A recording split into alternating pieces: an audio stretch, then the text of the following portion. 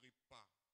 J'aurai les yeux sur les fidèles du pays pour qu'ils demeurent auprès de moi. Amen. Lorsque nous prions, comme pouvait le dire le prophète, nous devons aussi faire les vœux. Ici, c'est un serviteur de Dieu qui priait, il fait des vœux à Dieu. Je promets, Seigneur, désormais de ne plus faire ceci. Je promets désormais de ne plus faire cela. Nous devons aussi faire des vœux au Seigneur et tenir ces vœux de tout notre cœur. Nous allons nous asseoir. Je crois qu'on a déjà prié. On a remis ce moment entre les mains du Seigneur. Nous allons entrer directement dans le vif du sujet. Comme c'est la première question, la question est longue. Donc, frère, elle va poser directement dans le micro pour qu'on puisse gagner du temps parce que là, il est... Savoir s'il y a une différence entre la soumission et l'obéissance. Une différence entre la soumission et l'obéissance. D'accord. Différence entre la soumission et l'obéissance.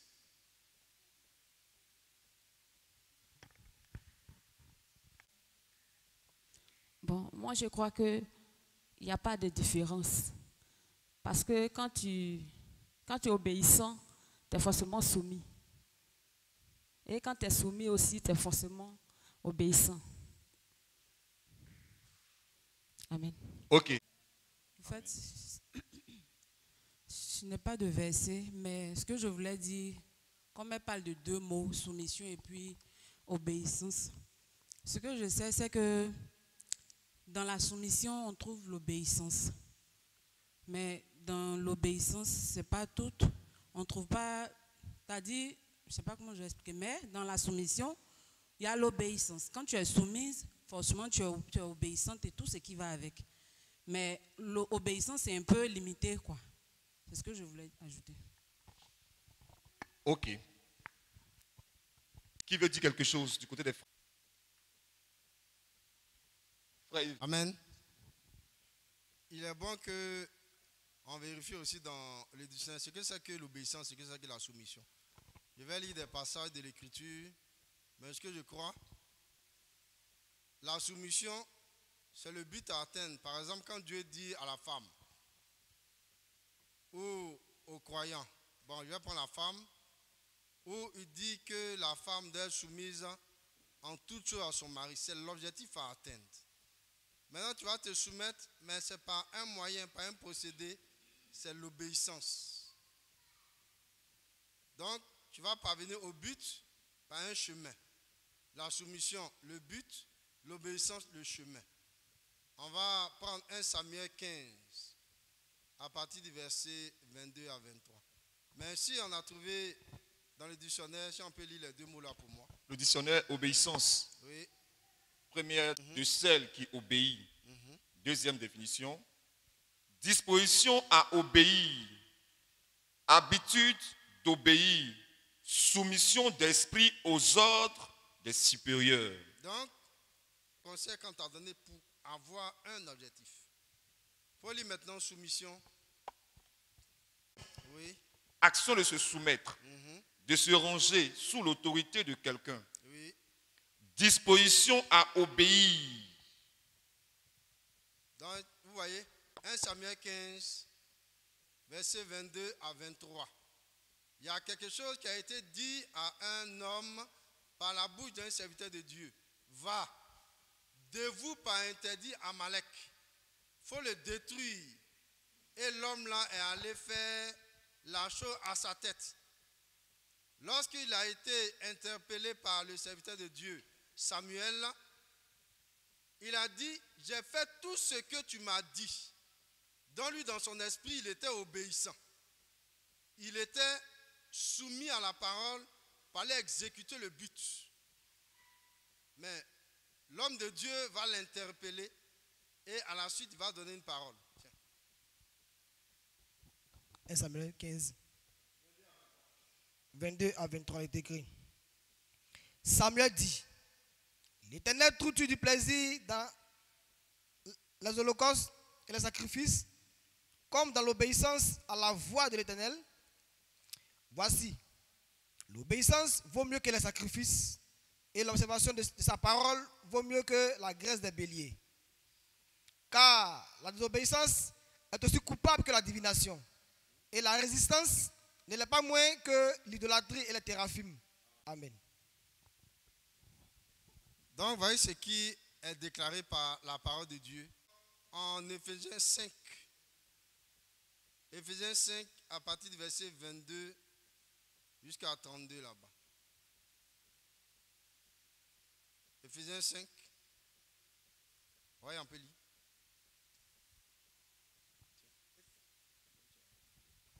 Éphésiens chapitre 5, à partir du verset 22, il est écrit.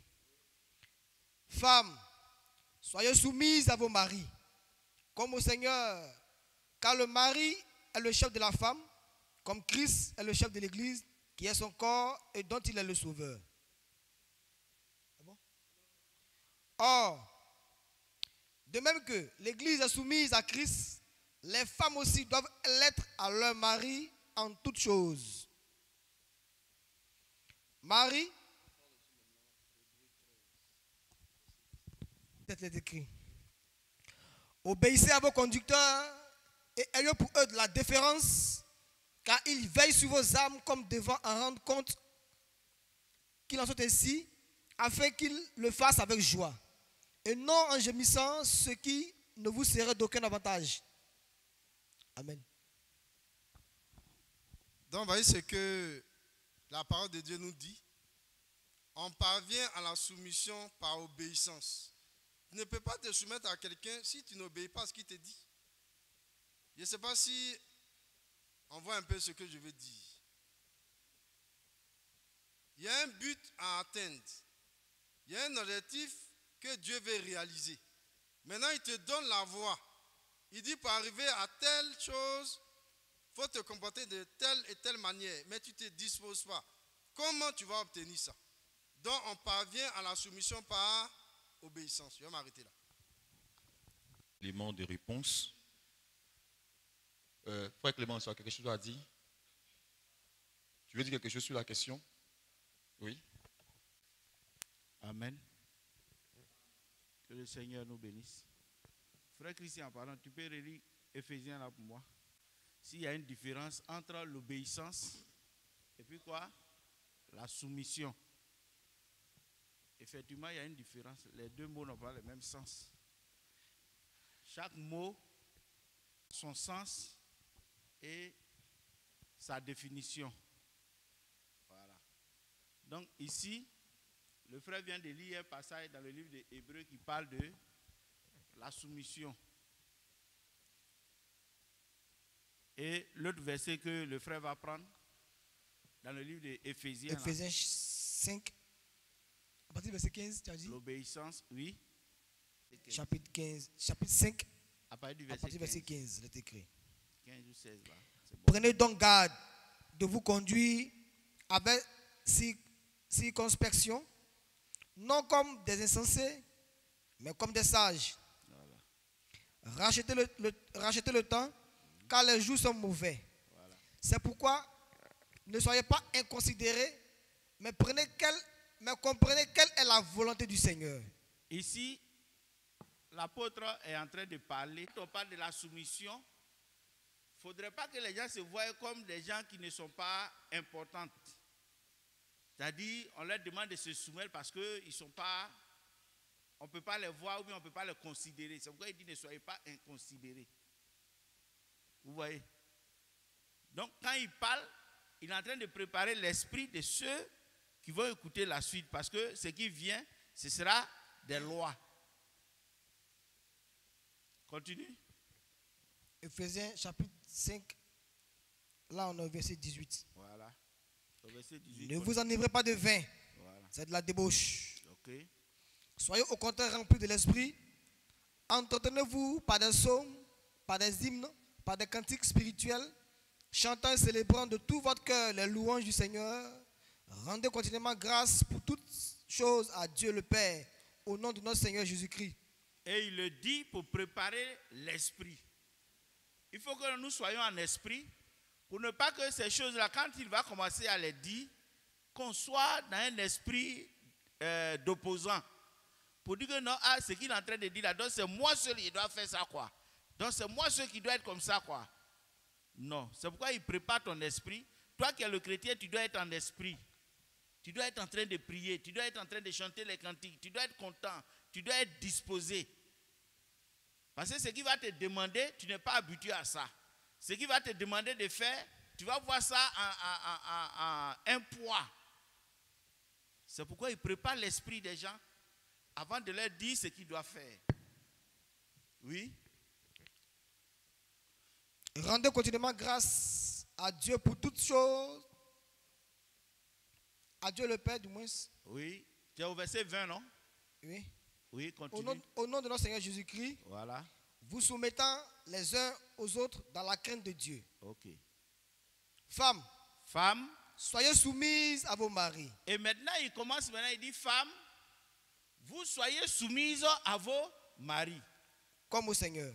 Comme au Seigneur. Donc le mari, Dieu met le mari au devant de la femme comme le Seigneur est devant l'homme. Et c'est ce qu'il a expliqué dans le livre de 1 Corinthiens chapitre 11 là-bas. C'est ça, non? 1 Corinthiens chapitre 11, où il dit Christ est le chef de l'homme et l'homme est le chef de la femme. Vous voyez?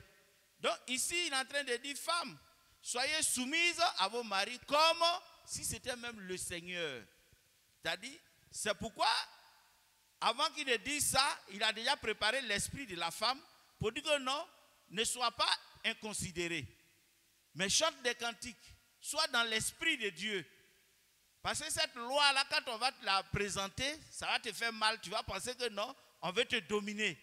Tu vas penser que non, on ne te considère pas. Tu vas penser qu'on ne te voit pas. C'est pourquoi dès le début, il commence à préparer l'esprit. Avant maintenant d'introduire la parole. Et il dit, Femmes, Femmes, soyez soumises à vos maris. soyez soumises à vos maris Comme au Seigneur. comme au Seigneur. Car le mari est le chef de la femme. Car le mari est ton chef. Donc tu dois te soumettre à lui. Car le mari est le chef de la femme. Oui. Comme Christ est le chef de l'Église, Oui. qui est son corps et dont il est le sauveur. Voilà. Or, de même que l'Église est soumise à Christ, les femmes aussi doivent l'être à leur mari en toutes choses. En toutes choses.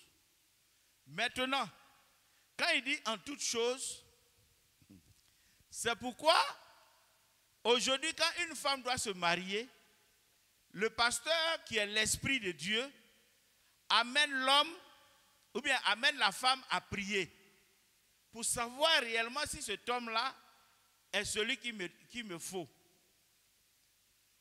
C'est un état d'esprit. Dieu est en train de préparer toutes choses. Et quand il le fait, la femme est convaincue que non, c'est son mari.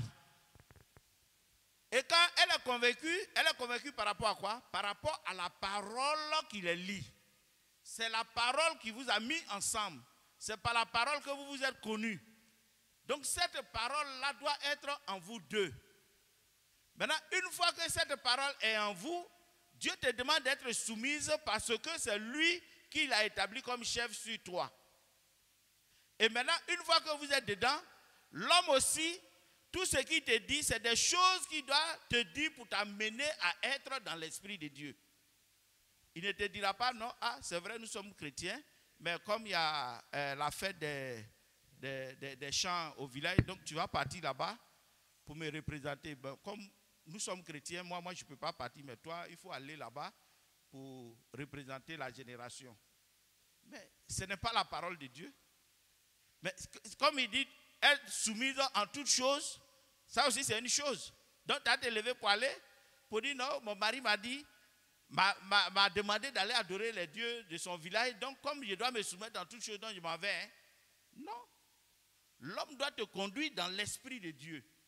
Et comme tu sais que non, il est converti, et comme tu sais qu'il est ton mari, ce qu'il te dit, toi aussi, tu dois être une femme spirituelle pour savoir que ce qu'il te dit là, c'est la parole de Dieu.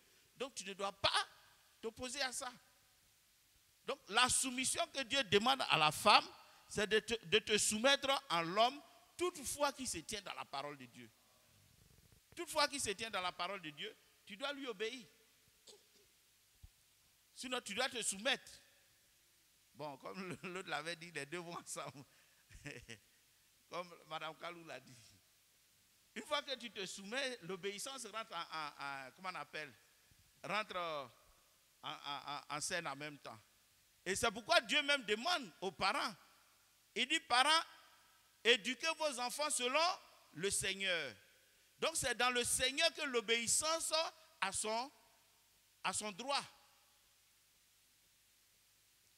Donc une femme doit rester toujours obéissante à son mari tant qu'il se tient toujours dans la parole. C'est pourquoi vous aussi vous devez prier, vous devez méditer, vous devez être assidu à la parole de Dieu, sinon au culte pour que vous puissiez comprendre les choses de Dieu. Parce qu'une fois que vous-même vous avez un problème spirituel, tout ce qu'on va vous demander, vous serez toujours ballottant.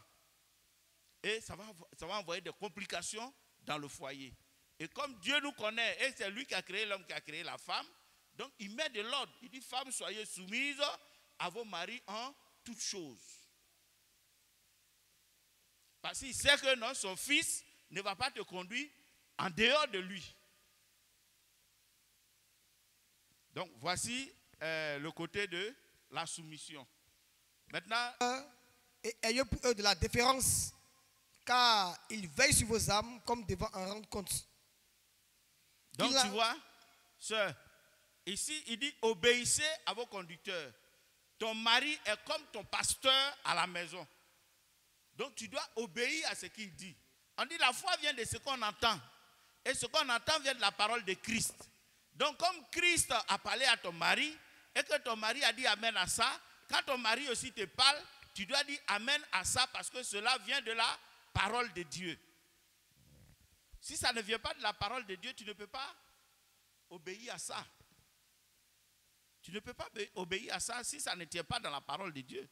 Mais une fois que ça tient dans la parole de Dieu, tu es censé obéir à ça parce que c'est ainsi dit le Seigneur. Ton mari est ton Seigneur. Et Dieu l'a établi sur toi. Tu vois un peu? Donc ce ne sont pas des choses pénibles.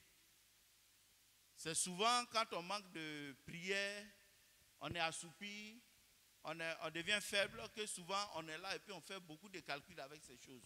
Sinon, l'obéissance à la parole de Dieu, c'est quelque chose de simple.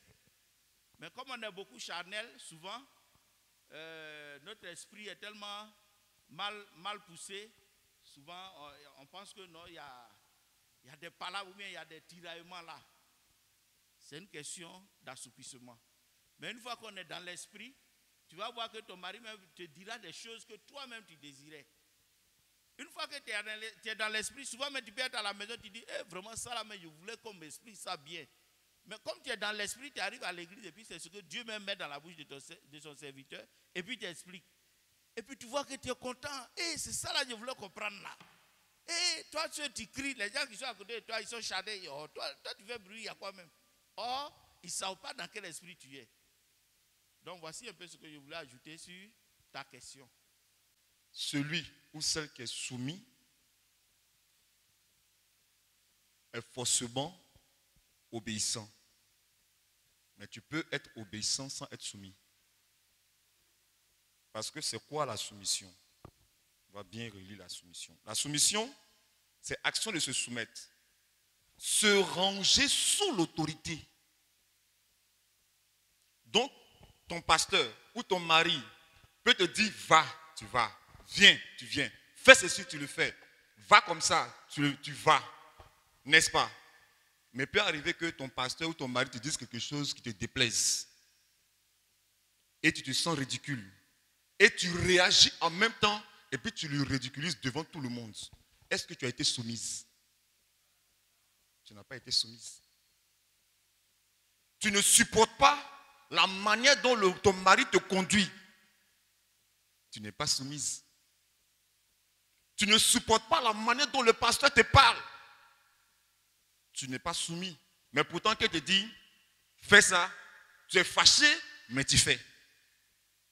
Tu es obéissant, mais tu n'es pas soumis. Parce que la soumission, c'est une disposition d'esprit. À se laisser faire par celui qui est son autorité. C'est ça la soumission.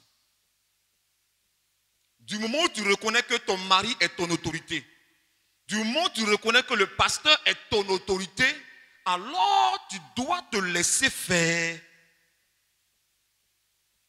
Parce que tu comprends que c'est lui qui est ton conducteur. Donc là où il doit te conduire, c'est lui qui trouve que c'est bon. Maintenant, du moment où toi tu t'y opposes, tu n'es pas soumise. Non, moi je ne suis pas d'accord, je ne suis pas d'accord. Mais tu peux ne pas être d'accord. Ce n'est pas mauvais que tu peux ne pas être d'accord. Ce n'est pas mauvais. Mais il y a une manière de venir faire savoir à son autorité que ça, vraiment, je ne suis pas d'accord. C'est comme ça que la soumission te conduit. Il y a une manière. Ah, vraiment, tu as dit ça là. Est-ce que ça là, on ne peut pas voir ça comme ça? Mais elle te demande. Donc tu n'apprécies pas cela. Vraiment, pour être honnête, ça ne me sied pas. Est-ce qu'on ne peut pas voir autre chose? Donc c'est comme des doléances que tu fais. Ça, c'est l'attitude de la soumission. Mais non, non, non, non, non, non, non. Moi, je ne suis pas d'accord. Moi aussi, je suis intelligente. Moi aussi, je peux parler. C'est pas parce que la Bible a dit que soyez soumise que je ne peux pas parler. C'est la preuve que tu n'es pas soumise. C'est la preuve que tu n'es pas soumise. Sinon, une femme qui est soumise est forcément obéissante. Mais tu peux être obéissant et ne pas être soumis. Tout le monde a compris. Ou bien, il y a encore un hic. C'est bon? Que le Seigneur nous bénisse. Il y a encore une question? Oui? Un chrétien peut être célèbre. Peut quoi? Célèbre. Un chrétien peut être célèbre. Bon, les mamans, voici votre enfant qui vous pose la question. Est-ce qu'un chrétien peut être célèbre? Maintenant, les monitrices et les mamans. Selon votre compréhension et votre conviction, qu'est-ce que vous dites à votre enfant? C'est le moment de nous prouver ce que vous enseignez à nos enfants.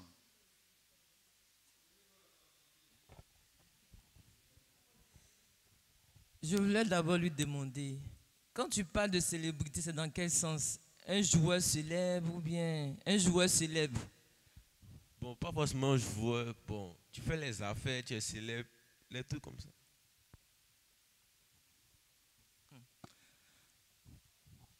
Bon, peut-être que toi, peut-être pour lui, la célébrité, peut-être tu vois ça comme, bon, parce que le plus souvent c'est le joueur qu'on voit partout, qu'on connaît partout. Un chrétien, pour moi, un chrétien peut être célèbre. Je vais prendre par exemple, comment il s'appelle, le pasteur qui prie pour les malades, Barouti. Le pasteur Barouti comme ça, c'est un homme célèbre. C'est quelqu'un qui est connu dans le monde entier à cause des miracles qu'il fait. Mais sa célébrité là, je crois que, je peux dire que ça vient de Dieu. Parce que c'est la parole de Dieu qu'il a prêché, qui a fait qu'aujourd'hui il est connu. Et Dieu l'utilise véritablement. Donc ça fait de lui un homme célèbre. Donc je crois qu'il faut arriver à cadrer les choses. Si on prend par exemple la célébrité des joueurs, bon, peut-être qu'il y a des joueurs qui sont célèbres parce qu'ils font. Mais comme nous savons de nos jours là, il y a des joueurs qui sont souvent dans la franc-maçonnerie. Ils prennent ces choses-là pour vraiment exceller, se faire voir, se faire connaître. Là, je ne suis pas d'accord avec. Là, ce n'est pas normal. Tu peux être un homme d'affaires puissant, être chrétien et puis être un homme d'affaires puissant qui est connu, qui peut avoir vraiment une grande compagnie, être connu même dans le monde entier. Ça aussi, c'est être célèbre. Mais je crois que tout compte fait, tu peux être célèbre et puis rester dans la parole de Dieu.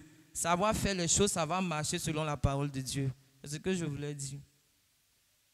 Nous avons vu que la renommée de Salomon allait au-delà des frontières de là où il était. Et même la reine de Séba est venue pour venir l'adorer, pour venir lui poser des questions du moins. Voilà. Donc c'était pour dire que ça peut arriver qu'un homme, un chrétien soit célèbre, mais tu dois toujours marcher. Tant que tu marches dans la parole de Dieu, la parole de Dieu sera avec toi. Dieu sera toujours avec toi. Oui, maman opportune. Ce que je veux, c'est toujours dans le même sens. Hein. Oui. C'est pour lui dire que la célébrité en elle-même n'est pas un péché. Il n'y a pas un péché dans la Bible où on dit non, célébrité à ses péchés. La célébrité n'est pas un péché. L'exemple même que ta maman a donné concernant le prophète, le pasteur qui prie là. il est célèbre, il craint Dieu. Ce qui est un péché là, c'est de ne pas craindre le Seigneur. Les joueurs dont on parle, les chanteurs dont on parle, ils ne craignent pas le Seigneur. Donc leur célébrité là, ce n'est pas accompagné avec la crainte de Dieu. Donc c'est ça le problème. Le problème, ce n'est pas la célébrité, mais c'est le fait que la personne ne craigne pas Dieu. C'est ça qui est le mal. Sinon, la célébrité en elle-même n'est pas mal, n'est pas le péché. Le pasteur dont elle a parlé, William Branham, c'est vrai, il n'était pas connu, mais il était un peu célèbre quand même aussi pour ce voir-là. Donc, ce n'était pas... Jésus lui-même, il est célèbre. J'ai compris qu'un chrétien peut être célèbre, mais il doit toujours être en accord avec la parole de Dieu. Un chrétien peut être célèbre, mais il doit toujours être dans la parole de Dieu. Ok. Que le nom du Seigneur soit béni. Moi, je crois que la célébrité n'est pas la parole de Dieu. Un chrétien ne peut pas et ne doit pas être célèbre. La Bible déclare que le Seigneur n'avait rien pour attirer nos regards. Cependant, il n'avait pas plus grand, plus puissant que ce Dieu-là. La Bible nous aide toujours à être attiré par ce qui est humble. Je ne peux pas comprendre qu'un chrétien peut être célèbre. C'est quoi la célébrité? La célébrité, c'est d'abord s'attirer des fans.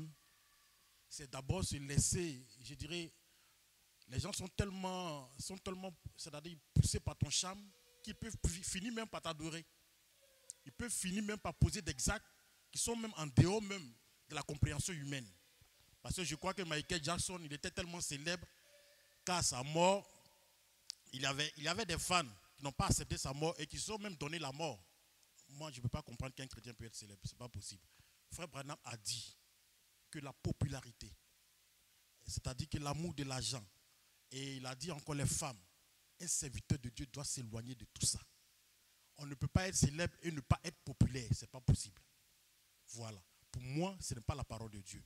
Maintenant, quand on prend Salomon et quand on prend ces différents exemples, quand on parle de renommée, ça ne veut pas dire que Salomon était célèbre, ça ne veut rien dire. La renommée de Salomon est partie, c'est-à-dire que quoi? Les gens ont entendu parler de la sagesse de Salomon. Donc c'était une information, c'était une renommée, ça ne veut pas dire que Salomon était célèbre. Non, il n'était pas célèbre. Salomon n'a jamais été célèbre. Il était sage, point barre. La célébrité, pour moi, ce n'est pas la parole de Dieu. Un chrétien ne doit pas être célèbre. C'est ce que j'ai à dire. Je voudrais demander à mon petit, directement, voilà sa question, de sa bouche directe. C'est la question qu'elle a. Maintenant, moi, comme c'est un cas pour toi, je vais parler avec toi directement. Je vais demander à maintenant, de quoi il parle quand il parle d'être célèbre là? De quoi il veut parler concrètement pour qu'on règle ça directement? Célèbre, par exemple, tu es un homme d'affaires, tu es connu dans le monde, ou bien peut-être tu es comédien, tu es connu dans le monde, tu es célèbre. D'accord, je comprends. Célèbre. Dans la Bible, à l'époque de la Bible, l'écriture, là, parce que le français, le vieux français, le nouveau français, c'est une langue conventionnelle. On s'assoit, on enlève des mots, on remet. Le thème qui s'apparente à ça un peu plus proche, c'est la renommée. C'est ce qui parle. La renommée, c'est quoi? J'ai un nom, Christian. Mon nom arrive là où je ne connais pas. En bien comme en mal. Quelqu'un peut être célèbre dans le mal. Mon nom arrive en bien ou en mal dans des régions, dans des contrées où moi-même je connais. Il n'arrive pas là-bas. Mais mon nom est dit et redit. C'est ce qu'on appelle la renommée. Dit et redit au sujet d'une affaire. Et il y a une histoire tout ça c'est lié à une histoire, à des faits. Maintenant, le problème n'est même pas la célébrité, la renommée. Est-ce qu'il parle d'une recherche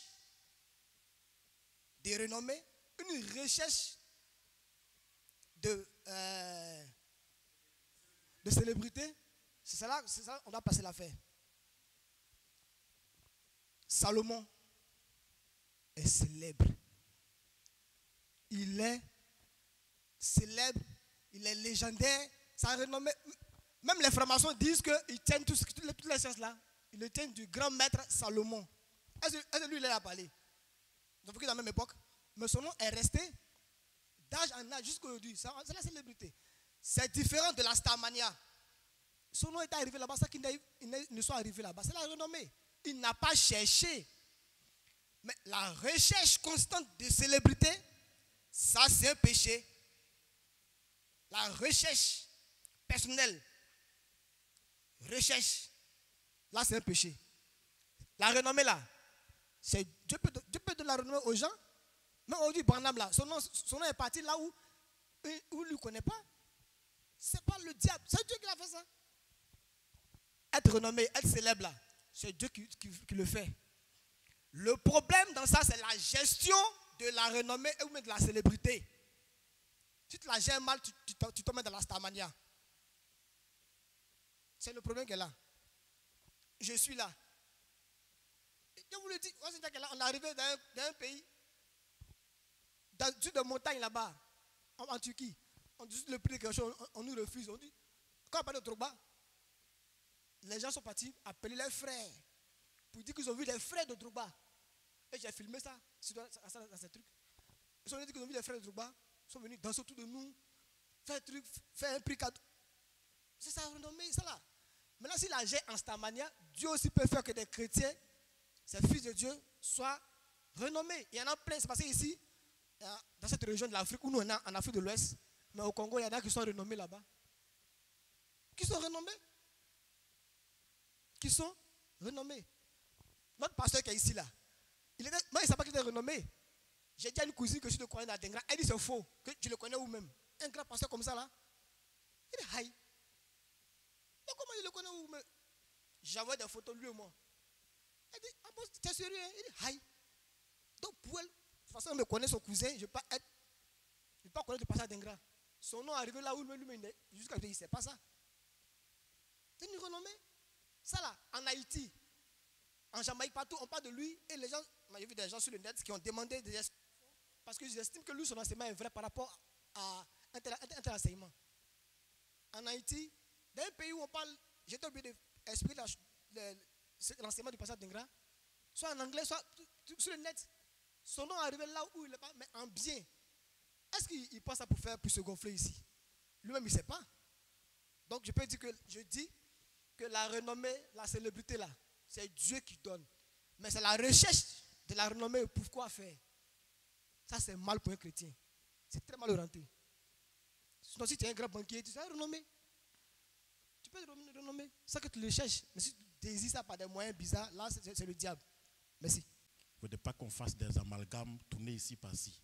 Renommée et célébrité sont deux choses différentes. Quand la question a été posée, la question n'a pas été posée à savoir est-ce qu'un chrétien peut être renommé. Un chrétien peut être célèbre ou pas. Donc ne faites pas des jeux. La renommée, là, tout le monde peut être renommé.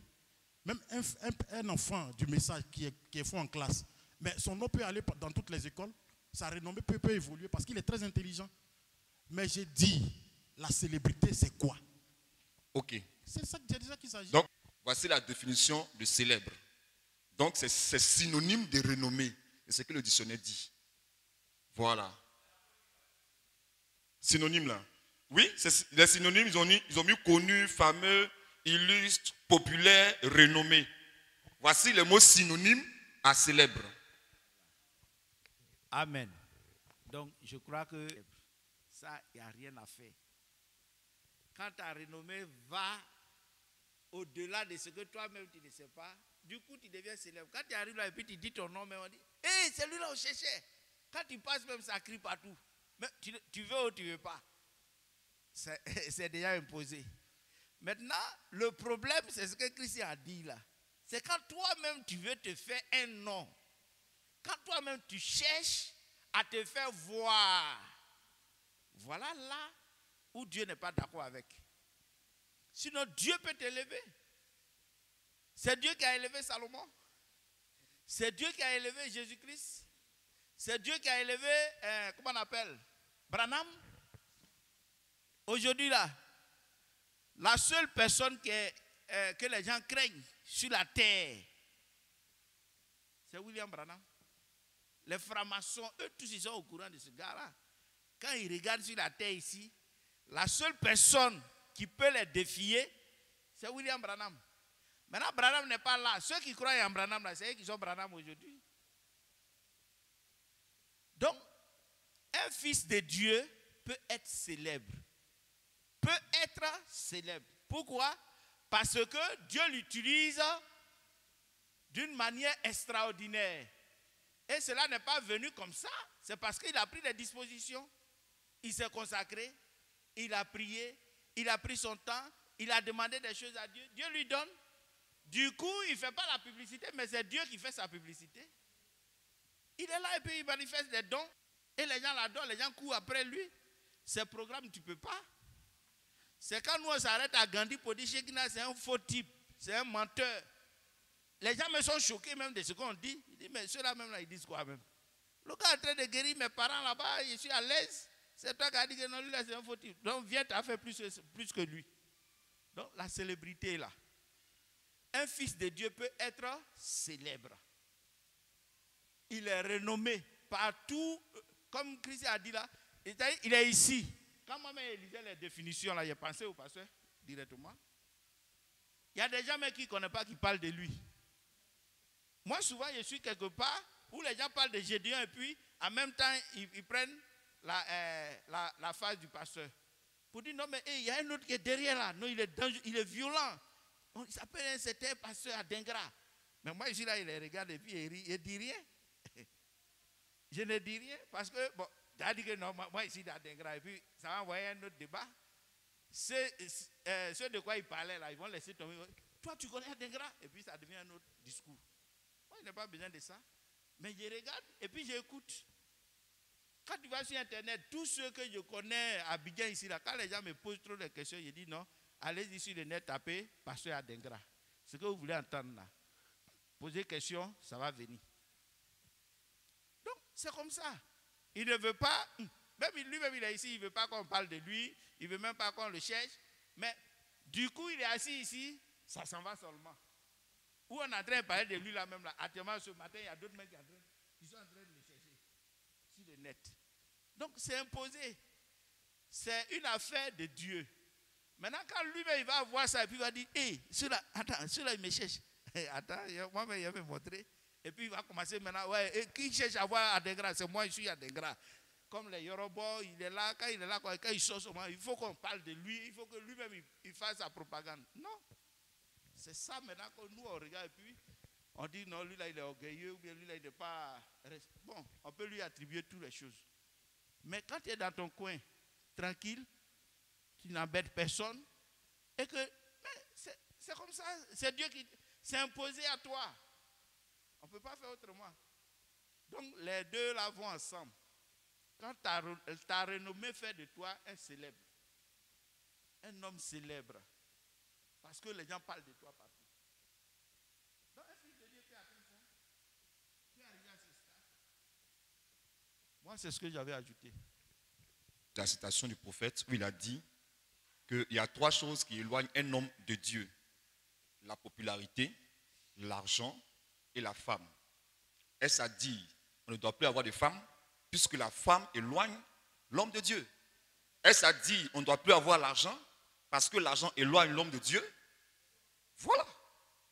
Ce que le prophète dit, un homme peut être populaire, un chrétien, même les prédicateurs, Dieu les rend populaires puisqu'ils vont porter l'évangile partout. Quand on porte l'évangile partout, là, mais c'est de on parle, aujourd'hui on parle de Paul partout. Il est devenu populaire, il est célèbre. Celui qui est le plus célèbre de tous, c'est Jésus-Christ. Voilà.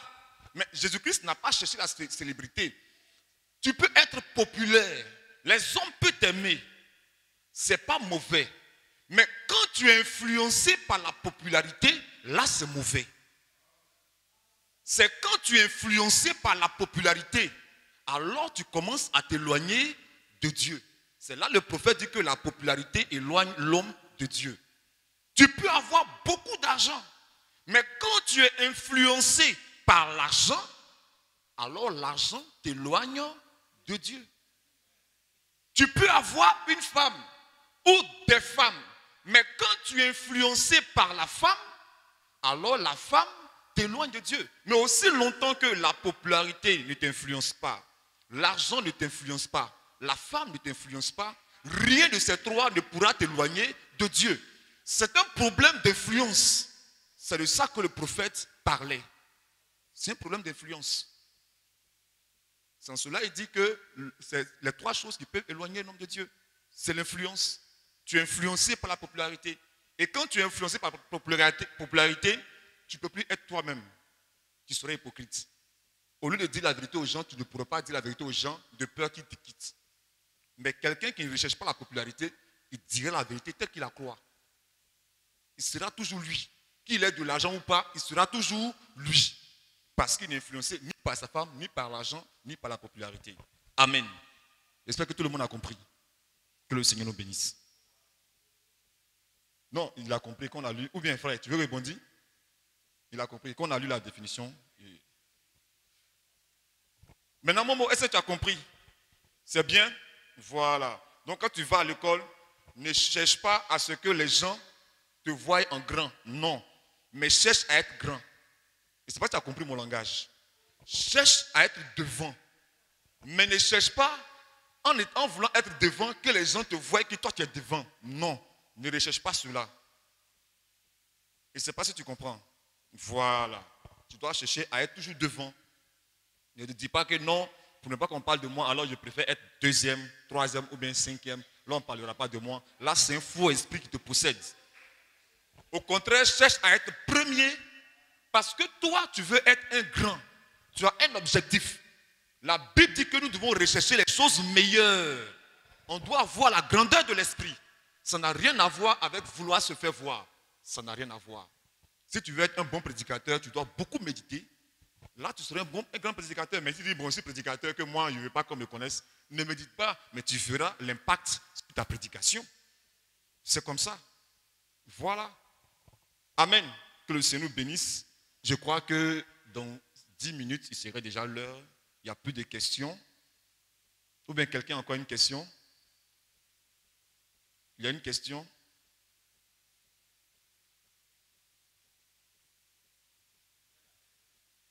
La sœur Viviane, on dit la sœur Viviane a levé la main. Pour une question? Elle dit qu'il n'y a pas de questions. Ok. Donc, comme il n'y a pas de questions, on va se tenir debout et on va dire merci à Dieu pour toutes les questions. Et après cela, nous allons passer au service des offrandes. Que chacun prie le Seigneur et dit merci à Dieu pour tout ce qui s'est passé. Ensemble, prions le Seigneur. Amen. C'est pour les offrandes. Donc, pour tous ceux qui ont apporté une dîme ou un soutien encore quelconque, comme nous avons encore l'habitude de le dire, je crois que il y a une caisse qui a été encore conçue encore pour cela. Vous approchez, vous introduisez la dîme ou encore, n'est-ce pas, le soutien à l'intérieur. Amen.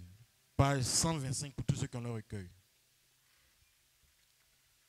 Prends le nom de Jésus avec toi, enfant de tristesse, de peine.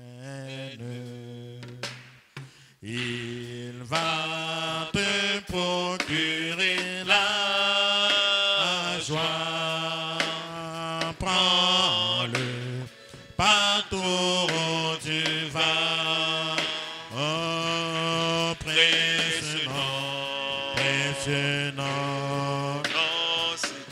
Oh non, si doux, espoir de la terre, joie du ciel.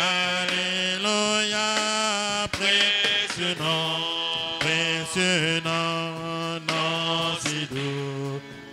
Oh, espoir de la terre, joie du ciel. Prends toujours le nom de Jésus. Toujours le nom de Jésus. Comme bouclier face au piège. Comme bouclier face au piège. Quand les tentations surviennent.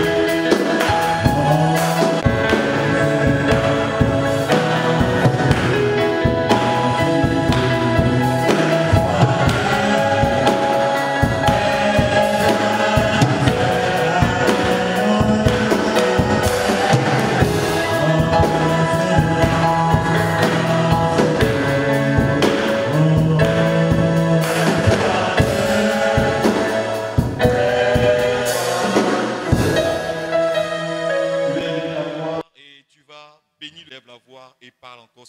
Le frère Clément va prier pour la fin et nous congédier. Amen. Elohim, notre Seigneur, notre Dieu, Père éternel. Nous voulons te dire merci ce matin encore pour cette grâce que tu nous as faite de nous retrouver encore en ces lieux. Puisse, Seigneur, ô Dieu, nous pardonner pour nos erreurs de retard que nous commettons quotidiennement et régulièrement encore dans cette maison. Ô Seigneur, nous sommes venus et nous t'avons prié. Souviens-toi de nos sujets que nous avons élevés vers toi. Et nous avons posé des questions et nous avons apporté aussi des réponses. Et Seigneur notre Dieu, le maître enseignant par excellence, c'est toi-même l'éternel Dieu. Nous te prions, Seigneur, que tu puisses encore apporter la lumière dans le cœur de chacun d'entre nous, Seigneur, ce matin. Et qu'au-delà d'ici, Seigneur, que tu apportes ta grâce et ta bénédiction dans la vie de chacun de nous. Ô Seigneur notre Dieu, la Bible dit, ne soyez pas des auditeurs oublieux. L'évangile que nous entendons chaque jour, qui est apporté par les serviteurs de Dieu, nous croyons que, Seigneur, il n'y a pas d'autre manière de croire. Mais c'est parce que nous entendons la parole de Dieu que nous disons Amen à cela. Pour cela, Seigneur, nous te prions que toi-même tu puisses nous donner la foi et la force de pouvoir pratiquer ce que nous avons cru. Ô Seigneur notre Dieu, tu as dit dans ta parole que nos forces et nos capacités viennent de toi. Et nous te prions encore ce matin que tu te souviennes de tous nos frères et sœurs malades dans cette assemblée afin qu'ils reçoivent la guérison au nom de Jésus-Christ. Ô Seigneur Jésus-Christ, souviens-toi de notre berger que tu avais envoyé en voyage et qui rentre ce matin sur sa terre natale. Nous prions, Seigneur, que toi-même encore, tu sois, oui, le pilote encore, Seigneur, de cet avion et le conduit jusqu'à sa terre natale et venir jusqu'à trouver sa famille que nous sommes, trouver encore ses enfants, sa femme que nous sommes. Ô Seigneur notre Dieu, nous remettons toutes choses entre tes mains afin que ta volonté s'accomplisse dans le nom précieux de notre Seigneur Jésus-Christ. Amen. Audio Jungle.